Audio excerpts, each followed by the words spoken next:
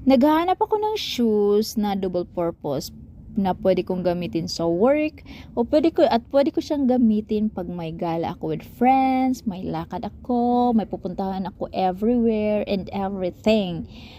Tapos, yung late na din ako sa work at ang gusto ko na lang yung ipasok mo na lang yung paa mo sa shoes, sabay takbo kasi late ka na.